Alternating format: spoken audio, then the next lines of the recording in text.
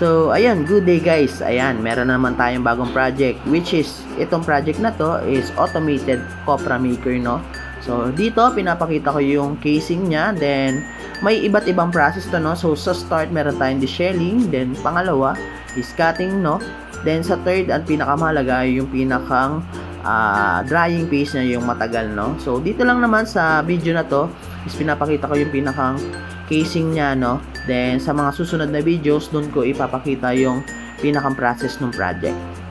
Then, dito guys, no, makikita nyo yung meron tayong 2 button, no? May start and stop. So, kapag pinindot mo yung start, mag-start na rin yung deshelling process, no? So, dito, makikita nyo yung pinakang motor, no? Then, ayun yung parang pinakang deshelling ano niya.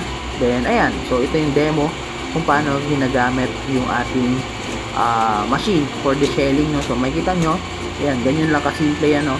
Pero, syempre, konting ingat pa rin, no? Ayan, so, ganyan po yung pagdeshell nung niyog natin, no?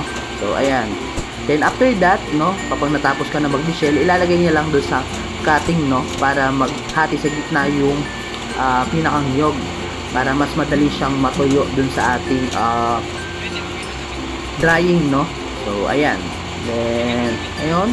So, ito na matapos. Then, ilalagay siya doon. Then, yun yung pinakang cutter niya, no? Okay? Then, after that, makikita nyo, ito, nilalagay na natin yung pinakang mga nahati sa gitna na nyog, no? Then, pinapares natin para mas maganda yung luto, no? So, kasi kung bastahan lang natin siyang ilalagay, is hindi masyadong maganda yung luto, no? So, kailangan pa rin na manual process para mas maganda yung pinakang output ng copra at mas maganda ibenta, no? So, ayan, makikita nyo, pinapatas lang.